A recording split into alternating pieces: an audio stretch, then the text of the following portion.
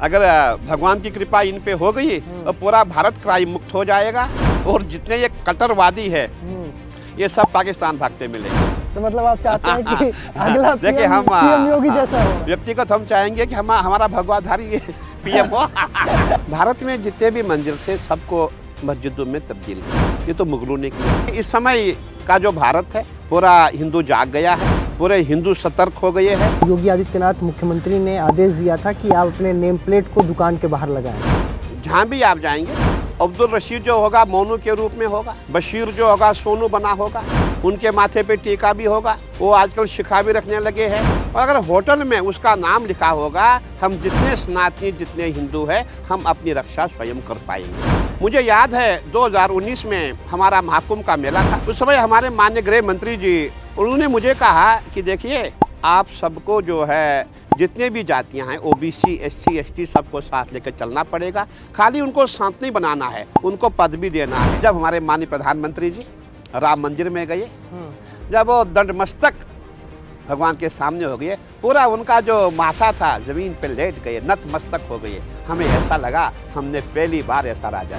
हमें गीता पे स्वाध्याय करना चाहिए, गीता का ध्यान करना चाहिए, हमें महाभारत पे ज़्यादा जोर देना चाहिए, क्योंकि अगर महाभारत नहीं होता शांति नहीं होती। इसीलिए एक बार ऐसा युद्ध अवश्य होना चाहिए जिससे शांति हो जाए। नमस्कार, मेरा नाम है ब्रजेश तिवारी, जो सर्वदा है, जो निरंजन है, वही तो सनातन है। और सनातन का एक जो मुख्य भाग है वो है अखाड़ा, क्योंकि इन्हीं अखाड़ों ने मुगलों के दौर में सनातन को बचा के रखा। सभ्यता पे जब संकट थी तो यही अखाड़े आगे दो दो हाथ किए। कुंभ हो रहा है और इसी बीच हमारे साथ अखाड़ा परिषद के अध्यक्ष रवनपुरी जी महाराज हैं। आपका बहुत बहुत स्वागत है बतकही पर। आज बतकही होगी कई चीज़ों को लेके, कुंभ को लेके। तो सबसे पहला सवाल यही है, पहले मुगलों का दौर, फिर अंग्रेज, तो वो ज़्यादा दौर संकट में था कि आज का ये जो दौर है वो सनातन के लिए संकट भरा है? बहुत बहुत आशीर्वाद, साधुवाद। देखिए जो मुगलों का दौर था वो तो पूरा विश्व जानता है, जहाँ जहाँ हमारे सनातनी है।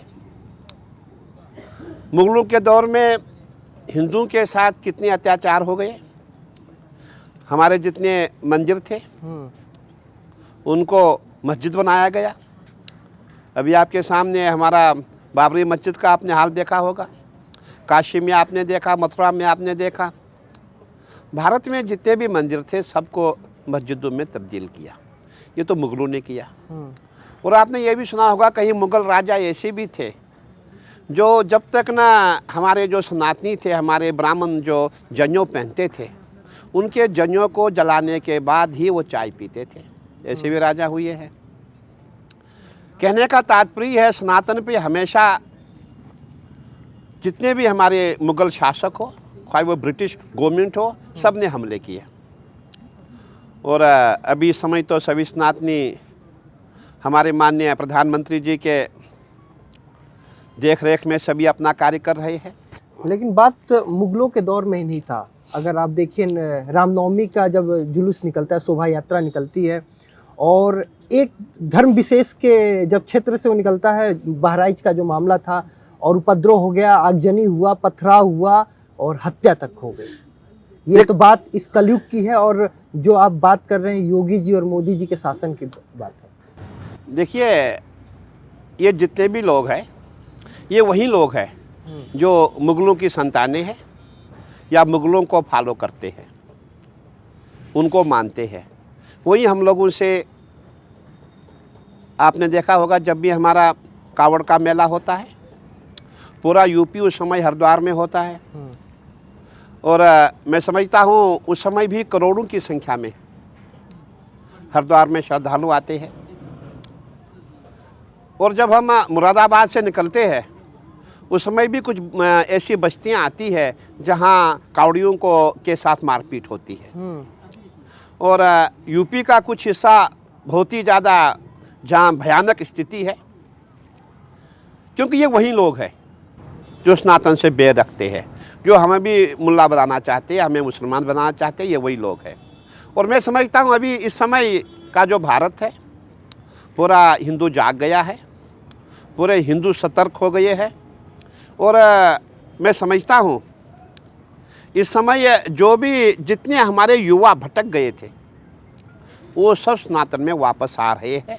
और आजकल आप देखेंगे, आप मेला क्षेत्र में देखिए, हरिद्वार में देखिए, एमपी में, यूपी में जितने हमारे युवा हैं सबके माथे पे टीका होगा, सबके सिर पे शिखा होगी, सबके गले में जनेऊ होगा। बहुत खुशी होती है कि हमारा जो सनातन परंपरा है दोबारा वापस आ रही है। आपने हरिद्वार का जिक्र किया, कांवड़ यात्रा का जिक्र किया। कांवड़ यात्रा के दौरान योगी आदित्यनाथ मुख्यमंत्री ने आदेश दिया था कि आप अपने नेम प्लेट को दुकान के बाहर लगाएं, ताकि ये पता चल सके कि किस फलाना व्यक्ति का ये दुकान है। जो भी श्रद्धालु जाए या जो भी यात्रा करने जाए वो एकदम बच के रहे। फिर उस पर एक अलग ही बवाल शुरू हो गया कि नेम प्लेट क्यों लगाना चाह रहे हैं। देखिए, उसके पीछे जो हमारा विषय था, माननीय मुख्यमंत्री जी का विषय था कि जो ये थूक जहाद है, पेशाब जहाद है, इससे हमारे जितने हिंदू बच के रहे।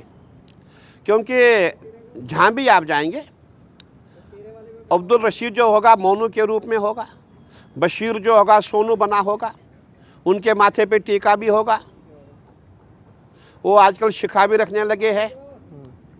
और अगर होटल में उसका नाम लिखा होगा, हम जितने सनातनी जितने हिंदू हैं हम अपनी रक्षा स्वयं कर पाएंगे। परंतु वहाँ बहुत बवाल हो गया। पूरे हिंदुस्तान के जितने हमारे गैर हिंदू थे सभी एकजुट हो गए। तो कहने का तात्पर्य, जब भी कोई हम धर्म के लिए कार्य करते हैं ये सभी एक हो जाते हैं, इनमें एकता है। इसीलिए संदेश जो कुंभ मेला से दिया गया है, सभी हिंदुओं को एक होना पड़ेगा। जब हम एक हो जाएंगे, हम समझते हैं फिर ये जितने भी लोग जो हमारे विरोधी है ये खुद हमसे दूर भाग जाएंगे और ये भागते ही मिलेंगे। नहीं, हम एक हो नहीं पाते, हम कभी कभी जातियों में भी बढ़ जाते हैं।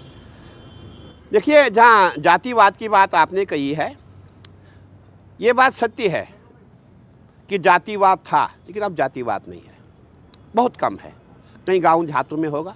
आप सिटी में जाते हैं, चाय पीते हैं, खाना खाते हैं, क्या आपने कभी किसी होटल वाले को पूछा आपकी क्या जाति है? कभी नहीं पूछा होगा, उन्हें कभी पूछेंगे आप। जातिवाद एक पॉलिटिकल इशू भी है। मुझे याद है 2019 में हमारा महाकुंभ का मेला था। उस समय हमारे माननीय गृह मंत्री जी अमित शाह जी, उस समय भाजपा के शायद राष्ट्राध्यक्ष थे, वो कुंभ मेले में आए। उन्होंने मुझे कहा कि देखिए, आप सबको जो है जितने भी जातियां हैं, ओबीसी, एससी, एसटी, सबको साथ लेकर चलना पड़ेगा। खाली उनको शांत नहीं बनाना है, उनको पद भी देना है। आपके समकक्ष पद उनका भी होना चाहिए, उनका महामंडलेश्वर बनाओ। हमने बहुत प्रयास किया, बहुत प्रयास किया। हमने इसकी शुरुआत गुजरात से की।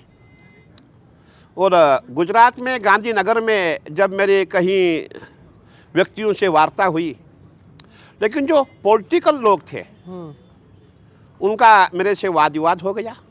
उन्होंने कहा आप हमारे बीच में क्यों आ रहे हैं? यानी वो राजनीति ही नहीं चाहती है कि ये भेदभाव खत्म हो। देखिए, जो उनके नेता है, जो बड़े बड़े लोग हैं, उन्होंने उनको वोट बैंक बना रखा है। वो नहीं चाहते हो हमारे साथ मिले। जब उन्होंने देखा कि एक बाबा यहाँ आ रहा है, ये सबको मिला रहा है, तो उनको वोट बैंक की चिंता लग गई, खाई पड़ जाएगी। हाँ, इसीलिए इन्होंने जो है हमसे विरोध किया, बहुत विरोध किया। और उस समय मेरा वहाँ कार्यक्रम था जिसमें करीबन 10,000 लोग आने थे। परंतु लोगों ने ऐसा वहाँ माया जाल रचा कि बहुत कम संख्या में लोग आए। और मैं समझता हूँ उस समय हमारे जो इनके एससी के राष्ट्रीय अध्यक्ष थे वो भी वहाँ पहुँचे थे। तो कहने का तात्पर्य है कि हमारे कुछ लोग हैं जो हमें आपस में बांट के रखना चाहते हैं ताकि उनकी राजनीति हो, उनका वोट बैंक बना रहे। और कभी किसी संत महात्मा ने ये नहीं चाहा है कि हम दूरी बनाइए। अगर आप हमारी संन्यास परंपरा में आप बात करेंगे, आप हमारे यहाँ देखेंगे, हमारे यहाँ कोई जाति भेदभाव नहीं है।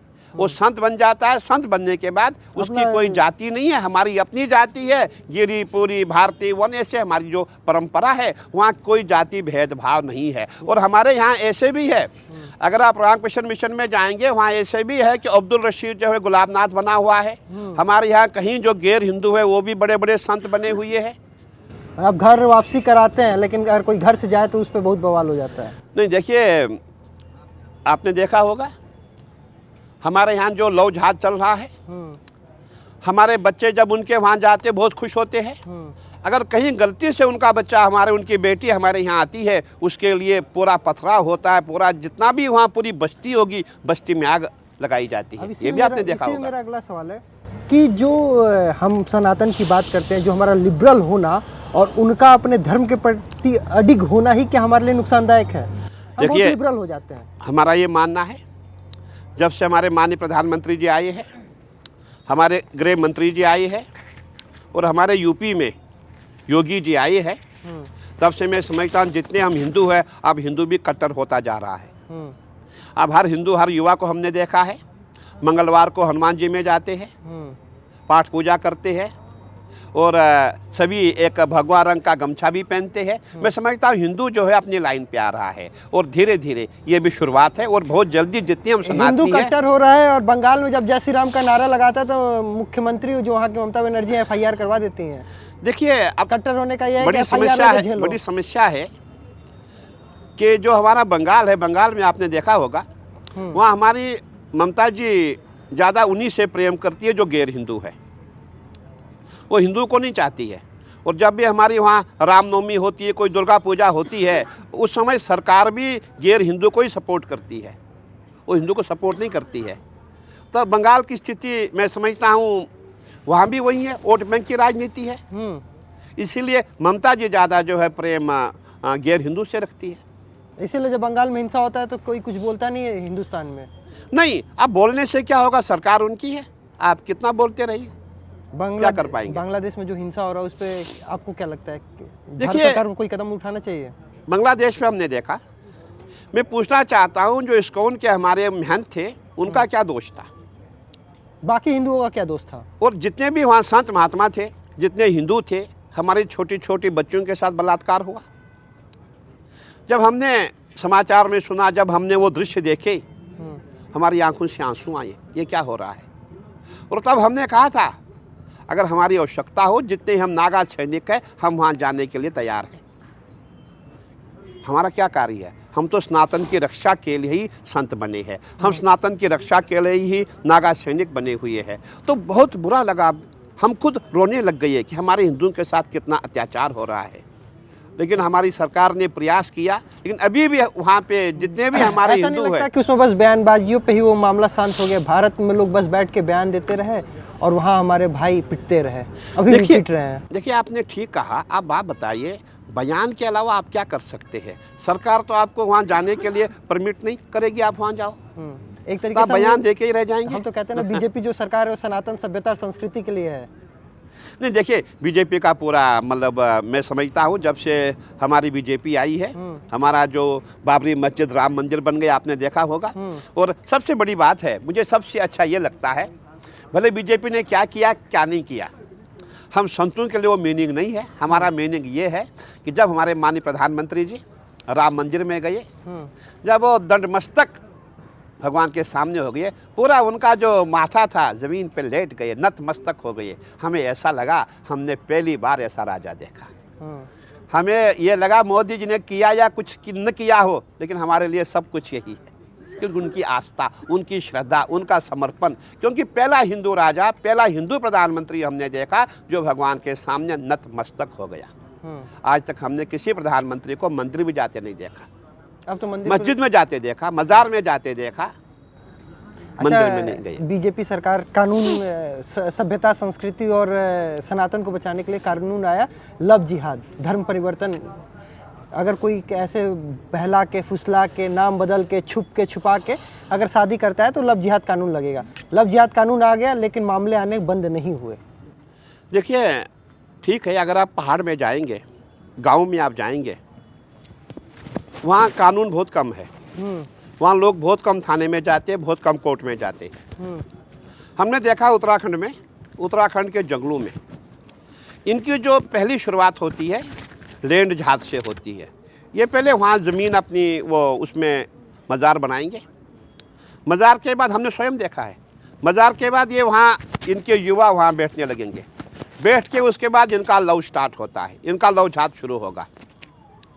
जब लव जहाज शुरू हो जाएगा फिर इनके साथ जो है थूक का जहाज, पेशाब का जहाज, जितने जहाज इनके वहाँ शुरू हो जाते हैं। और दुर्भाग्य की बात ये भी है, जब हम वहाँ मज़ार तोड़ने गए वहाँ के हिंदुओं ने ही हमारा विरोध किया, हमारी माताओं बहनों ने हमारा विरोध किया।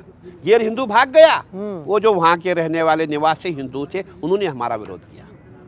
कई मज़ारें हम तोड़ वही नहीं मैंने पाए। कहा लिबरल होना हमारे लिए ज्यादा नुकसानदायक है। देखिए, हम हर जगह कहते ठीक है होने दो, चलता है, कहने जीने कहने का अर्थ यही है कि जो हम कहते हैं सर्वे भवन्तु सुखिनः सर्वे सन्तु निरामया सर्वे भद्राणि पश्यन्तु मा कश्चित् दुःख भाग् भवेत्, वो हमारे लिए हानिकारक हुआ।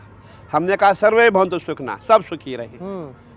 तो वो सुखी रहना जो है, हम सुखी सुखी में कहते हैं भाई इसको मत छेड़ो, इसको कुछ मत करो। समय सापेक्ष में वो जो रिथा, अब नहीं लगता इस चौपाई को हटा ही देना चाहिए? नहीं, अब ये लगता है कि हमें गीता का स्वाध्याय करना चाहिए।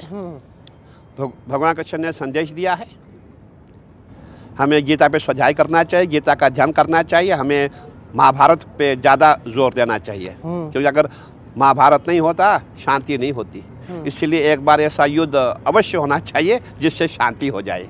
अच्छा, बात बस इस्लाम नहीं है, जो क्रिश्चियन है वो भी बड़े तादाद में मिशनरियों का इस्तेमाल करके कन्वर्जन का काम कर रहे हैं। आप थारू बेल्ट को देखिए, आपको ये आदिवासी क्षेत्र में बहुत बड़े पैमाने पे, आज हमारे उजाला में खबर छपी थी, ट्रीटमेंट के नाम पे कन्वर्जन हो रहा है। हम 21वीं सदी में बैठे हैं जहाँ पे शिक्षा, स्वास्थ्य मुफ्त में है, फिर भी ईसाई मिशनरी उस नाम पे कन्वर्जन करा रहे हैं। देखिए, जो ईसाइयों की बात है, ईसाइयों को हमने देखा है, इनकी फंडिंग होती है, वो हमें पैसा भी देंगे, वो बच्चों को शिक्षा भी देंगे, मेडिकल फैसिलिटीज़ भी देंगे, और बाद में उन बच्चों को वो ईसाई बनाएंगे, उनके वहाँ शादी भी होगी, सब कुछ होगा। परंतु इसके पीछे जो हमारा मानना है, इसके पीछे सरकार की भी मंशा थी।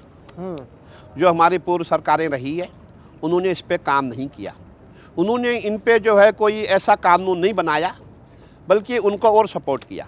मैं कहता हूँ भारत में हमारे ऐसे हज़ारों संत हैं जिन्होंने धर्म पे काम किया है, सनातन पे काम किया है, लेकिन किसी भी संत को आपने देखा होगा मदर टेरेसा, उसको मदर का अवार्ड दिया, किसी संत को नहीं दिया। किसी हमारी जितने भी माताएं बहनें जिन्होंने काम किया उसको ये नहीं दिया, बल्कि मदर टेरेसा को ही पूरे विश्व की माँ मान लिया। तो कहने का तात्पर्य है कि हम लोग भी ज़्यादा वहीं झुकते हैं जो बाहर वाले लोग आते हैं। जो हमारे यहाँ के लोग जो काम करते हैं, जिन्होंने वाकई फील्ड में काम किया है, लोगों को बचाया है, लोगों को अपनी गोद में उठाया है, शिक्षा दी है, दुनिया जितनी फैसिलिटीज़ उनसे हो सकी उतना उनके लिए किया, लेकिन उनको कुछ नहीं मिला, उनको लाज जूते मिले। पीछे रीजन क्या था? रीज़न है कुछ सरकार की मंशा थी। आपने देखा होगा, जैसे अभी आपको याद होगा, आज से मैं समझता हूँ करीबन 30-35 साल पहले की बात है, हम दो हमारे दो खाली हिंदू पे लागू था। हिंदू मैरिज एक्ट बस हिंदुओं के लिए है, हिंदू के लिए है। कॉमन सिविल कोड की जब बात होती है तो बवाल हो जाता है। ऐसा क्यों? मतलब खाली कानून हमारे लिए ही लागू हो जाएगा और बाकी जो है बाकी कुछ भी कर सकते हैं। तो कहने का तात्पर्य कुछ सरकार की भी मंशा थी, जो हमारी पूर्व सरकार थी वो हमारा गैर हिंदुओं का ज़्यादा पक्ष रखती थी और हिंदुओं को हमेशा दबाती आई है। अब देखिए ना, हम दो हमारे दो, अगर ये कानून सब पे लागू हुआ होता, गैर हिंदू पे लागू हुआ होता, आज इतने लोग कहाँ होते? आज हम लोग अभी कम होते जाते, लोग बढ़ रहे हैं। ये क्या है? हमारे यहाँ 2 ही होंगे, उनके वहाँ 15 होंगे, 20 होंगे, 25 होंगे, 10 होंगे, इससे कम होते ही नहीं है। 2 बात चलती है, गजवा हिंद चलता है या अखंड भारत चलता है? देखिए, हमारा ये मानना है, जब से हमारे माननीय प्रधानमंत्री जी आए हैं तब से ये अखंड भारत ही है, और आगे चल के अब जो भी हो, देखिए हिंदू अब एक सवाल और जोड़ना चाहूँगा, क्योंकि आप अखाड़ा परिषद के अध्यक्ष हैं और सनातन संस्कृति का जो ध्वजा है उसको लेके आगे बढ़ रहे हैं और आपके ऊपर दायित्व है। अब यहाँ पे आ रहा है कि एक सवाल ये भी चल रहा है कि 2026 वो समय है जब प्रधानमंत्री जी अपने 75 साल पूरे कर चुके होंगे। अब भाजपा या भारतीय राजनीति अपने अगले उत्तराधिकारी को देख रहा होगा, चुन रहा होगा। ऐसे में आपको क्या लगता है कि अगला उत्तराधिकारी मोदी जी का कौन होगा? देखिए, मैं समझता हूँ इस मायने में बोलना उचित नहीं है। मैं सवाल राजनीति हो जाएगी, देता हूँ, राजनीति हो जाएगी। मेरा ये मानना है, जब हमारे माननीय प्रधानमंत्री जी गुजरात से निकले थे, जब वो मुख्यमंत्री थे, एक थे, उनके साथ कौन थे? अमित शाह जी। 1 से 11 हो गए। 1 से 11 होते होते योगी जी मिल गए, एक से 111 111 से 111 हो गए। ऐसे काफिला बढ़ता गया, पूरा भारत फतेह किया। मैं समझता हूँ भारतीय जनता पार्टी में बड़े अच्छे अच्छे दिग्गज नेता है, बड़े अच्छे हिंदुवादी नेता है। 2012 तो जो भी आएगा वो अच्छा ही चेहरा ऐसे आएगा। ही कुंभ सजा हुआ था और 2012 में संतों ने एक सुर में आवाज लगाई कि देश का भविष्य सीएम मोदी के हाथ में, उस समय वो गुजरात के मुख्यमंत्री थे, फिर कुंभ सजा है। आपने ठीक कहा। और इस जो बार हमारा 2013 में हम लोग यहाँ थे, हाँ यहाँ पे उस समय संतों ने ही हमारे माननीय उस समय हमारे मुख्यमंत्री जी थे गुजरात के संतों ने ही इनका नाम दिया था कि इन्हीं को। और संतों ने 2013 में ही नहीं दिया, आप भूल कर रहे हैं। संतों ने इनको 2005 से ही शुरू किया था। अच्छा, जब से मोदी जी सीएम बने तभी से शुरुआत हुई थी कि भाई भारत का प्रधानमंत्री कैसा हो, नरेंद्र मोदी जैसा हो। और संतों ने पहले से ही शुरुआत की थी कि भाई अगला जो पीएम होगा वो प्रधानमंत्री होगा। और संतों ने काम करना शुरू किया था, क्योंकि उनकी जो छवि है, उनकी जो कट्टरता है, उनका जो उदार दिल है, उनका जो वाकई अगर सच मानो तो हम कहते हैं वो हिंदू हृदय सम्राट है हमारे माननीय प्रधानमंत्री जी। आपने देखा होगा सनातन पे कौन काम किया। अगर आप परंपरा में आप जाएंगे, जब सनातन पे जितने भी ये हमारे विदेशी ताकतें आई, हमारे मुगल आए, उससे पहले और भी कुछ थे, उनका नाम नहीं मैं लेना चाहूँगा। उसी समय हमारे जगत गुरु शंकराचार्य भगवान प्रकट हुए, उनका जन्म हुआ, उन्होंने सनातन को पुनर्जीवित किया। और उसके बाद आपने सुना होगा एक युवा सन्यासी आया, स्वामी विवेकानंद जी, उन्होंने पूरी सन्यास परंपरा को पुनर्जीवित किया। उसके बाद कौन आया? आने में बहुत आए लेकिन उतना कुछ कर नहीं पाए। तो हमारा मानना है उसके बाद हमारे माननीय प्रधानमंत्री जी ही आए जिन्होंने सनातन पे काम किया। एक और आप देखिए नाथ संप्रदाय के जो महंत जी हैं वो भी इस समय शीर्ष कुर्सी पे लेके सनातन सभ्यता और राज्य तीनों बहुत बराबर चला रहे हैं और उनका भी नाम जोरों से है कि बहुत हो गया प्रदेश का कल्याण, अब देश की बारी है। देखिए हमारे माननीय मुख्यमंत्री जी है जिन्होंने उत्तर प्रदेश को उत्तम प्रदेश बनाया है और आप देख रहे हैं पूरा क्राइम मुक्त हो गया है। और हमारा मानना है अगर भगवान की कृपा इन पे हो गई तो पूरा भारत क्राइम मुक्त हो जाएगा और जितने ये कट्टरवादी है ये सब पाकिस्तान भागते मिलेंगे। तो मतलब आप चाहते हैं कि अगला देखिए हम सीएम योगी जैसा हो? नहीं, अब देखिए लोगों की वैसे लोग कहते ही है। आप क्या चाहते हैं, आपको क्या लगता है? नहीं देखिए हमारे लिए देखिए व्यक्तिगत हम चाहेंगे कि हमारा भगवाधारी पीएम हो। हम चाहेंगे हमारा भगवाधारी पीएम हो। अच्छा, आपको लगता है? देखिए एक बात बताओ मैं आपको, अगर आप सच मुझसे पूछेंगे, हमारे सन्यासियों का जो स्वाभिमान है दो व्यक्तियों ने बढ़ाया। मुझे याद है मैं असम गया हुआ था, मैं असम जा रहा था और ये भगवा देख करके लोग रामदेव जिंदाबाद, रामदेव जिंदाबाद, रामदेव जिंदाबाद कहने लग गए। योग गुरु रामदेव, योग गुरु रामदेव, क्योंकि हर स्टेट में, हर गांव में, हर देहात में उनकी दुकान है पतंजलि। हाँ पतंजलि है और हर जगह वो योग कराने जाते थे। तो हमें अच्छा लगा। एक बार वे होटल में हम थे, मेरे हाथ में ऐसे कुछ ऐसे था, लोग कहने लगे गुरुजी हमने रामदेव के कहने पे सब नशे छोड़ दिए, तुम्हारे बाबा लोग नशे करते हैं। तो रामदेव को लोगों ने फॉलो बहुत किया। और फिर हमारे जो कांग्रेस की सरकार थी तो रामदेव को कैसे गिराया जाए वो पूरा षड्यंत्र हुआ जंतर मंतर से और रामदेव का डाउनफॉल हो गया। रामदेव अभी भी है, मैं नहीं कहना डाउनफॉल हो गया उस समय। उस समय जो उनके साथ बुलंद किया जो उनके साथ हुआ वो किसी दुश्मन को ना हो। उनको सलवार पजामे में वापस आना पड़ा। हम संत बहुत दुखी हो गए। संतों में शोक की लहर चली, भगवा का अपमान हुआ, भगवा का अपमान हुआ। और तब भी हमारे रामदेव चलते रहे।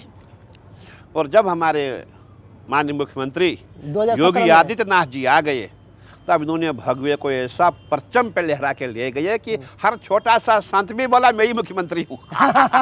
आज भारत में हर संत ये सोचता है मैं ही मुख्यमंत्री हूँ, भले मुख्यमंत्री किसी से मिले ना मिले। हाँ। ये उनका इश्यू है, लेकिन हर संत मुख्यमंत्री से प्रेम रखता है और हर संत मुख्यमंत्री को जो है जहाँ भी वो बैठता है, जहाँ यज्ञ अनुष्ठान में बैठता है, वो चाहता कि हमारे योगी ही आगे आ जाए। आप मुझसे ये मतलब पूछ रहे पूजा हैं, पाठ कर रहे हैं तो पूजा पाठ करे वो योगी का ही, हाँ, एक PM आवती योगी बन की जाओ। चलती है उसमें। तो कहने का तात्पर्य है कि योगी जी की सबसे बड़ी बात जो समाज को अच्छी लगती है, भारत में ईमानदार कौन है? हमारे माननीय प्रधानमंत्री जी। उनके पूरे परिवार को हमने देखा, हम गुजरात में बहुत रहते हैं, हमारे बहुत मठ गुजरात में है, और पूरा परिवार उनका जिस हालत में 2000 से पहले था वैसा आज भी है। मतलब वो परिवार का विकास नहीं किए। नहीं किया। और वही हाल हमारे मुख्यमंत्री जी का, योगी जी का है। जो स्थिति जब वो छोटे थे बहन आज भी तब उनकी थी, दुकान चलाती हैं। और वो स्थिति आज भी है। इसीलिए योगी जी वाकई में एक ऐसे संत है। मतलब योगी जी, आप अगर कुछ यूँ सरल शब्दों में समझा जाए कि योगी जी ने भगवा को वो पहचान कलयुग में दिलाई जो उसे मिलनी चाहिए थी।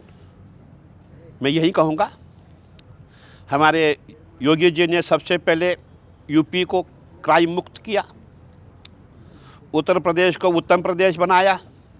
अब सभी संत देखते हैं अब बड़े देश को क्या बनाएंगे। तो सभी की उम्मीद है, क्योंकि योगी जी पे सब आपने देखा होगा, जहाँ भी जाते हैं सब उनको सुनना चाहते हैं, लेकिन उनकी रैली होती एक है। और चीज हो गया, हाँ। योगी जी के चक्कर में आपने कहा ना सब संत खुद को सोचते हैं मुख्यमंत्री हैं, उस चक्कर में सब संत भी बनने लग गए। नहीं, ऐसा नहीं, सब संत नहीं बनने लगे। हाँ। नहीं, देखिए संत तब भी वही था, संत आज भी वही है। मैं आपको बताऊंगा, ये तो आपको यहाँ दिख रहा है, आप बड़े बड़े संत देखते हैं। मुझे बहुत रोना आता है जब मेरे संतों के साथ शोषण होता है। मेरे संतों के साथ पंजाब में क्या हो रहा है, उनको मारा जा रहा है, पीटा जा रहा है। मेरे संतों के साथ यूपी में कोई कुछ कम नहीं हो रहा है। मेरे संतों के साथ महाराष्ट्र में क्या हो रहा है। यानी आपको यूपी- आप पालघर याद है? पालघर में लिंचिंग पालघर हो गया। याद है आपको? मैं कह रहा आप यूपी में भी हो रहा है। नहीं, उससे पहले अच्छा। जो हमारी पूर्व सरकार थी उस समय क्या हो रहा था, आपको ध्यान होगा। हमारे यहाँ जो मेला अधिकारी थे कौन थे, हमारे जो मेला प्रभारी कौन थे, जरा याद करो आप 2013 में, उससे पहले। तो संतों के साथ हमेशा संतों को मारा गया है, पीटा गया, उनका अपमान किया गया है। ये आज से नहीं, ये सतयुग से ही चला आया है, ये सतयुग फैशन से ही है। चला आया है। तो लेकिन संतों में सहन करने की शक्ति है, सहन शक्ति है। तो क्योंकि वो प्रभु के सारे रहते हैं, भगवान के सारे रहते हैं, जो भी होगा उसकी देन है, हम ये मानते हैं। अब आते हैं थोड़ा कुंभ में। गंगा की शुद्धता को लेके बहुत बड़े मिशन चलाए गए, लेकिन एनजीटी का भी एक रिपोर्ट आया जिसमें ये बताया गया कि गंगा जो है वो आचमनी योग्य नहीं है। तो आपको क्या लगता है, ये जो रिपोर्ट है ये निराधार है या फिर ये जो अभियान चलाया गया वो निराधार है? बड़े दुख का विषय है जब हम यहाँ से पूरा मैसेज दे रहे हैं पूरी जनता को, पूरे विश्व को, आइए कुंभ कीजिए। ज्ञात अज्ञात में जो आपसे पाप हुए उसका प्रायश्चित हो जाएगा, आपको पुण्य का लाभ मिलेगा। और उसी समय एनजीटी ने क्या किया, ऐसा मैसेज पूरे विश्व को दिया कि हम सब चुप हो गए। मैं समझता हूँ एनजीटी ने ये कदम उनका अच्छा नहीं मुझे लगा, उनको अभी ये कार्य नहीं करना था, आप इससे पहले करते। कुंभ की शुरुआत हो रही है और आपने भी अपना कार्य शुरू कर दिया।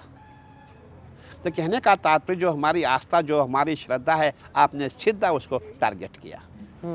आस्था पर टारगेट किया, सवाल भी खड़ा किया कि जो अभियान चला जा रहा है वो अभियान नहीं चल रहा है। नहीं चल रहा है। तो मैं समझता हूँ ये सरकार है, सरकार अपना काम करे, परंतु थोड़ा उनको भी देखना चाहिए। श्रद्धा भी कुछ है, आस्था भी कुछ। इतना बड़ा महाकुंभ होने जा रहा है, इस महाकुंभ में देश विदेश से लोग आएंगे और आप मैसेज दे रहे हैं कि गंगा जी का पानी, अरे गंगा जी का पानी अमृत है। गंगा जी हमारे लिए अमृत है, गंगा जी कभी विष हो ही नहीं सकती है। तो ये मैसेज हमें भी नहीं अच्छा लगा, संतों को नहीं भाया जो इन्होंने मैसेज दिया। अखिलेश जी लगातार ट्वीट कर रहे हैं इस बीच में कुंभ को लेके कि जो व्यवस्था है वो सुदृढ़ नहीं है कुंभ में। देखिए अखिलेश जी हमारे पूर्व मुख्यमंत्री है और उनको यहाँ आके देखना चाहिए कैसी व्यवस्था कैसी नहीं है, और उनको अपने समय का और इस समय का कुंभ भी देखना चाहिए। उनके समय में कैसा कुंभ था और इस समय में कैसा कुंभ हो। मैं आपको कहना चाहूँगा जो हमारा इससे 19 से पहले के कुंभ होते थे हम्म। उस समय लोग बहुत दुखी होते थे। हमारे व्यवस्था है। कुंभों की परंपरा है, यहाँ जो भी आएगा, जितने अतिथि आएंगे, अतिथि देवो भव, जो भी अतिथि आएगा, भोजन की यहाँ कुंभ मेला क्षेत्र में कोई दिक्कत नहीं है। जितने लोग होंगे, हजारों, क्योंकि हमारे अन्न क्षेत्र जितने भंडारे सुबह से शाम तक चलते हैं। ऐसा भी होता है कि रात को भी हमारे भंडारे चलते हैं, रात को भी अतिथि आते हैं, उनके लिए रात को भी खाना बनाया जाता है, क्योंकि हमारी परंपरा 1 महीने हमने यहाँ कल्पवास करना है और यहाँ कुछ करना है, कुछ पुण्य कमाना है, लाभ कमाना है। अब बड़ी समस्या उस समय क्या आती थी कि जो आदमी भोजन कर रहा है, शौच कहाँ जाएगा। कभी भी सरकार ने शौचालय नहीं बनाए थे, बहुत कम। रेन बसेरे भी के दुके होते थे, खाली वो वीआईपी टेंट लगाती थी जो बड़े बड़े अधिकारी आते थे उनके लिए, बड़े बड़े मंत्रियों के लिए। लेकिन जब हमारे माननीय मुख्यमंत्री योगी जी 2019 में आए, सबसे पहले उन्होंने क्या किया, हजारों की संख्या में पूरा मेला क्षेत्र में शौचालय बनाए, जल सहित। नल भी है, नल के अंदर जल भी है। और 2019 में हमारा जो महाकुंभ, जो कुंभ का मेला था, वो दिव्य, भव्य और स्वच्छ हो गया। आपने अभी एक जिक्र किया कि मंत्रियों के लिए पहले टेंट लगते थे, अभी क्या है, न्योता दिया जा रहा है कुंभ का सरकार की तरफ से, लेकिन उसमें भी ये आरोप लग रहा है कि अपने लोग को चुन चुन के न्योता दिया जा रहा है। अखिलेश जी नाराज है, राहुल गांधी और मल्लिकार्जुन खड़गे जी को न्योता गया ही नहीं। देखिए, ये मान के चलो, ये भक्तों की भूमि है, तपस्वियों की भूमि है, तपोनिष्ठों की भूमि है। यहाँ किसी को बुलाया नहीं जाता। यही सवाल है। जिसमें श्रद्धा है वो खुद यहाँ आएगा। जब महाभारत का युद्ध हुआ था, वहाँ योद्धा बुलाए नहीं गए थे, अपने सब योद्धा खुद वहाँ पहुँचे थे। मैं कहना चाहूँगा, जिसमें आस्था है, श्रद्धा है, उनको स्वयं चल के यहाँ आना चाहिए। लेकिन अगर फिर भी अगर सरकार अगर न्योता दे रही है तो देना चाहिए कि अपने आप आना चाहिए? क्या नहीं, मैं कहता हूँ आप न्योता निमंत्रण क्यों देख रहे हैं? आप आ जाइए। आपकी गंगा यमुना सरस्वती, ये किसी की बट्टी तो नहीं है। गंगा है, यमुना सरस्वती, स्नान कीजिए, डुबकी लगाइए और आप भी पुण्य के भागी बनिए। कुछ यहाँ दान पुण्य कीजिए, कुछ अच्छा काम यहाँ कीजिए, कुछ ऐसा कार्य कीजिए, गंगा अभियान, गंगा सफाई कीजिए, कुछ अच्छा काम कीजिए। यहाँ पे आपका भी संदेश यहाँ से पूरे विश्व में जाएगा। हमेशा नेगेटिव चलना मैं समझता हूँ उचित नहीं है। भले आपको निमंत्रण नहीं दिया गया हो, परंतु तब भी आपको आना चाहिए, क्योंकि आप भी यहाँ के पूर्व सीएम हैं, आप यदुवंशी हैं। उनके पूरे से एक बयान पे भी आपका प्रतिक्रिया लेना चाहूँगा, इसी कड़ी में बयान भी आ जाएगा। हमने शुरू में बात किया था काशी, मथुरा और अयोध्या का, उसी क्रम में संभल में मस्जिद का सर्वे था और उसके बाद हिंसा हुई और लगातार बवाल जारी है। और कानपुर में कई घरों को देखा गया, वहाँ शिवलिंग मिला, संभल में मिला। अखिलेश जी ने अभी परसों पीसी करके कहा कि अगर सीएम योगी जी का भी आवास खुदवाया जाए तो वहाँ शिवलिंग ही मिलेगा। ऐसे बयानों को आप कैसे देखते हैं? देखिए, आपने देखा होगा, हमेशा गैर हिंदू ने हमारे मंदिरों को ही टारगेट किया हुआ है। आपको मैंने कहा मथुरा काशी सब आपने देख ही लिया। अब देखिए इनकी मंशा क्या है। चलो ये तो हम मानते हैं, अयोध्या में भगवान राम का जन्म हुआ था, वहाँ उन्होंने मंदिर को मस्जिद में तब्दील किया। काशी में भगवान शंकर की काशी है, प्राचीन नगरी है, ज्ञानव्यापी, वहाँ आपने जो मस्जिद बना दी। मथुरा में भगवान कृष्ण का पहले अवतार हुआ था, वहाँ भी आपने मस्जिद बना दी। अब जो संभल है, जहाँ पे कल्कि अवतार होना है, जो भी कहीं लाखों सालों के बाद होना है, आपकी योजना वहाँ भी काम कर रही है। आप वहाँ भी मंदिरों के मस्जिद बना रहे हैं। आप देखिए कि इनका जो भाव हमारे लिए, ये हमारे भाई कहाँ हो सकते हैं, हमारा भाईचारा कहाँ हो सकता है। क्योंकि आपकी सोच देखिए कि जो किसी ने सोचा नहीं होगा, इन्होंने पहले ही वहाँ पूरा कब्जा करना चाहा कि संभल में भगवान कल्कि का अवतार ही न हो। इसका मतलब यही हुआ कि पूरी मस्जिद यहाँ बना देंगे वहाँ पे। और जब मस्जिद को देखा गया, अंदर भगवान शंकर निकल रहे हैं, वहाँ से गणपति जी की मूर्ति निकल रही है, वहाँ माता जी की मूर्ति है, उसको आपने मस्जिद बना दिया। मैं कहता हूँ पूरे भारत में जब हम जाते हैं, हमारी टोलियाँ जाती है धर्म प्रचार की, हमने सैकड़ों की संख्या में नहीं, हजारों की संख्या में मस्जिदों को जब हम देखते हैं, उनका आकार मंदिर का होता है। वो खुद बताती है, वो खुद गवाह है कि मैं मंदिर हूँ। वो ईंटें खुद बोलती है मैं मंदिर हूँ। उनका जो गुम्बद खुद कहता है मैं मंदिर हूँ। उसको मस्जिद बनाई गई है। मुगल गए, अंग्रेज आए, अंग्रेज के बाद एक लंबा समय, मतलब हम आज़ाद भारत में रहे, हिंदुओं की संख्या ज़्यादा थी, तो हम इतना देर क्यों कर दिए जगते जगते? देखिए, नेहरू जी हमारे बहुत विद्वान थे। मैं समझता हूँ उनकी आलोचना करना उचित नहीं है। उनकी मंशा हिंदुओं के लिए अच्छी नहीं थी। उनका प्रेम ब्रिटिश गवर्नमेंट पे था, उनका प्रेम गैर हिंदू पे था, ईसाइयों पे था, लेकिन हिंदू से उनका प्रेम कम रहा। और उन्होंने हिंदू हित में कोई अच्छा काम नहीं किया। अच्छे काम किए, मैंने वो कहता हूँ, लेकिन जो हमारी आस्था जहाँ होती है, हमारी श्रद्धा जहाँ है, जहाँ हमारा विश्वास है, वहाँ उन्होंने काम नहीं किया। आपने वक्फ बोर्ड देखा, नेहरू जी की देन है। हिंदू के लिए क्या आपने किया? चकबंदी करके जमीन लिया फिर गया, फिर भी आपने कोई फिर उसके बाद आपत्ति हमारे नहीं। ही ब्राह्मण भाई नरसिम्हा राव जी आ गए। हमारे कट्टर हिंदू वो भी थे, उन्होंने और उसमें एक्स्ट्रा उनको और सौंप दिया, अमेंडमेंट करके वक्फ बोर्ड को, और उनके हित में उन्होंने फैसले दिए। 90 ऐसे मतलब जितने भी लोग हमारे लेकिन आए ऐसे सब देखिए, उनके हित में काम कोई किया। अल्पसंख्यक प्रधानमंत्री तो रहा नहीं, लेकिन हित में उनके फैसले होते रहे, तो कमी कहाँ थी? हिंदुओं में ही है। देखिए, वही तो कहते हैं कि हम गद्दार हैं। जयचंद कौन था? हिंदू ही तो था। गद्दार क्यों कहा गया उसको? तो हमें ही कमी थी। और हम जो हिंदू हैं, इसीलिए यहाँ से जो हमारा मेला क्षेत्र है प्रयागराज का, यहाँ से एक नारा दिया जा रहा है, हम सबको एक होना है, हिंदू को बंटना नहीं है, सबको एक होना है। एक होंगे तभी हम नहीं कटेंगे, तभी हम नहीं। ये नारा अभी दिया गया था, एक है तो सेफ है। एक है तो सेफ है, बिल्कुल। लेकिन अब उसी पे अंबेडकर जी संविधान को लेकर एक नया विवाद शुरू हो गया।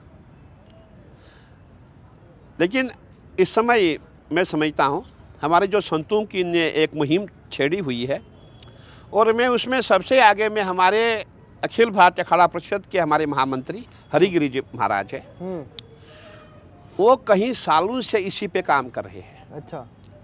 उन्होंने हमेशा जाति भेदभाव को मिटाना चाहा। और हमारे अखाड़े में आप देखेंगे, यहाँ हमारे हज़ारों की संख्या में संत है, उनके वहाँ लाखों की संख्या में संत है जो हर जाति से है, जो हर जाति से है। लेकिन अब हमारी समस्या ये है, अगर संत कोई अच्छा काम करता उसको श्रेय नहीं दिया जाएगा। गैर हिंदू अच्छा काम करेगा, वो बुरा भी काम करेगा, उसको अप्रिशिएट किया जाएगा, लेकिन संत को अप्रिशिएट नहीं किया जाएगा। क्यों? क्यों? आगे भी संत है, हमारे आगे भी हिंदू ही है। वही आपको हमने कहा है कि जितने भी हिंदू हमारे हैं उनको कोई अप्रिशिएट नहीं किया, बल्कि टेरेसा को मदर टेरेसा बना दिया। क्या किसी हिंदू ने कोई अच्छा काम नहीं किया था? या खाली एक मदर टेरेसा ही थी?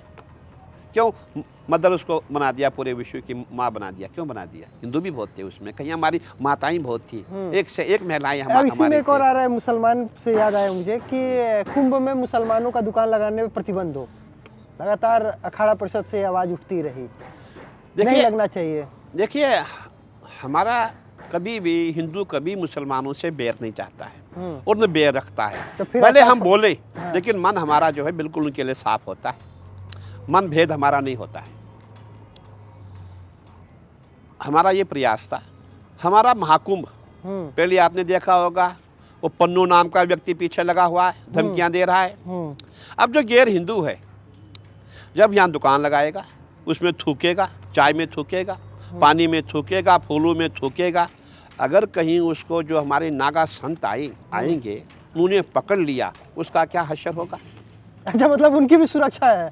इसीलिए मैंने कहा था उनकी सुरक्षा के लिए उनको दुकान मत लगाने दो, क्योंकि जहाँ हमारा समूह है, जहाँ पूरे सनातनी इकट्ठे होंगे, बहुत सभी खूबसूरती से कह दिया कि भाई हमारा तो है ही सर, लेकिन तुम्हारी भी सुरक्षा इसी नहीं, में। बात असल में बात वही हमारी है। क्योंकि अगर कोई गैर हिंदू का कुछ संतों ने कुछ कर दिया, इतना मारा, कहीं मर गया, कुछ हत्या हो गई, तो पूरा विश्व बोलेगा ये संत हत्यारे हैं। इसीलिए हमने कहा था कि यहाँ पे ऐसे व्यक्तियों को दुकान ना दी जाए जो फूलों में थूकेंगे, चाय में थूकेंगे, जूस में पेशाब करेंगे, क्योंकि पूरे भारत में एक ट्रेंड बन गया है। आखिर मतलब ये मानसिकता क्या है? रोटी पे भी कुछ दिन पहले नोएडा में देखा, थूक के दे रहे हैं, गाजियाबाद में पेशाब, हापुड़ में थूक जियाद, मेरठ में वही हाल है। देखिए, जो भी हम हिंदुओं को ये लोग देंगे उसको थूक के ही देंगे। क्यों? अब इनका मेन मकसद, इनका मेन मुद्दा है कि इनका धर्म भ्रष्ट करना है। वो हमें थूक के देंगे, पेशाब खिलाएंगे, ये यही काम करेंगे ताकि हमारा धर्म भ्रष्ट हो जाए। तो जो हमारा पूजा है, जो हमारी पद्धति है, जो हमारा पाठ है, जो सनातन परंपरा है, जो सनातन संस्कृति है, इनको उसको टारगेट करना है। और जितने हम संत हैं, हम इनके शत्रु हैं। और कोई भी संत इनसे मन भेद नहीं रखता है। मतभेद है लेकिन मन भेद नहीं रखते हम। मतभेद और मनभेद पे एक और मेरे जहन में सवाल आया। शुरू में नारा था कि अयोध्या तो झांकी है, काशी मथुरा बाकी है। अब उस क्रम में आ गया काशी और मथुरा। ज्ञान व्यापी और कृष्ण जन्मभूमि मामला कोर्ट में है। अयोध्या के टाइम ये बात हो रही थी कि बाहर बैठ के फैसला हो जाए, समझौता हो जाए। तो क्या अखाड़ा परिषद के अध्यक्ष ये चाहते हैं कि शाही ईदगाह मतलब कृष्ण जन्मभूमि मामला और ज्ञान व्यापी मामले में बाहर बैठ के उसका समझौता होना चाहिए कि मामला कोर्ट में ही? देखिए, हमारे हिंदू संतों ने, हमारे बड़े बड़े विद्वानों ने पहले बहुत प्रयास किया।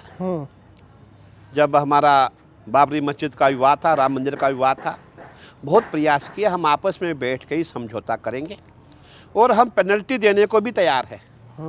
जो आपने कब्जा किया है उसकी कीमत भी जो आप बोलोगे, वी आर रेडी टू पे, हम आपको देंगे जो आप मांगो। हमारे बड़े बड़े संत अपना पूरा जितना उनके पास था सब देने को तैयार थे। भाई आप मांगो क्या चाहिए, लेकिन हम कोर्ट नहीं जाएंगे, हम जल्दी से फैसला हो जाएगा। लेकिन कोई सामने नहीं आया, सब सुप्रीम कोर्ट में गए। तो कभी भी गैर हिंदू जो है वो आप बोलेंगे हमसे फैसला करेगा, वो कभी नहीं करेगा। वो यही चाहेगा कि अभी 2 ही मंदिर है, 3 मंदिर है, और भी जिनके जितने मंदिर है, इनके मकान है, वहाँ भी कब्जा किया जाए। उनका यही प्रयास रहता है। वो हमारे सनातन को मिटाना चाहते हैं। अब वो बहुत दुखी है क्योंकि वो देख रहे हैं हमारे माननीय प्रधानमंत्री जी है, हिंदू जाग गया है। अब हिंदू जो है ईंट का जवाब पत्थर से दे रहा है, अब वो छोड़ेगा नहीं। भाला भी चला दे रहा है। बिल्कुल बिल्कुल नहीं, हमारे यहाँ वही शिक्षा है, शस्त्र भी है, शास्त्र भी है। प्रेम से समझा बेटा ठीक है, नहीं समझा फिर हमारे पास वो भाला भी है। हाँ, साम दाम दंड भेद। वो तो भाई वो तो नीति है। हाँ। वो तो हिंदुओं की नीति है, वो चांद की नीति है। हाँ। अब चलते चलते आखिरी सवाल की कुंभ 2025 के बारे में कुछ बताइए। कैसी लगी तैयारी प्रदेश सरकार द्वारा जो अभी तक तैयारी की गई है? अखाड़ा परिषद की क्या भूमिका रहने वाली है? सुरक्षा और इसके लिए आप क्या क्या किया जा रहा है? देखिए, इस समय जो आपका कैंप लगा है ये मेला भूमि में लगा है और आप देख रहे हैं जहाँ भी आप देखेंगे कहीं आपको गंदगी दिखाई नहीं देगी। कहने का तात्पर्य बहुत स्वच्छ मेला है। और आपने देखा होगा पूरे रोड जहाँ जहाँ हमारे गलियाँ जो गली आती है, रोड आते हैं, जहाँ जहाँ ज़मीन खाली है वहाँ पे शौचालय बनाए गए हैं और ड्रोन आपको ऊपर से घूमता दिखाई देगा। दिन भर आपको सैकड़ों की संख्या में ड्रोन यहाँ दिखाई देंगे। पूरी निगरानी हो रही है, कौन संत क्या कर रहा है, कौन मेला क्षेत्र में जा रहा है, कौन क्या कर रहा है। और पंडाल बनी रहे हैं, संत यहाँ आ ही रहे हैं, छावनी प्रवेश हो ही रहा है। अब शाही स्नान है हमारे, जिनको हमने राजसिक स्नान का नाम दिया है, और पेशवाई को हमने छावनी प्रवेश का नाम दिया है।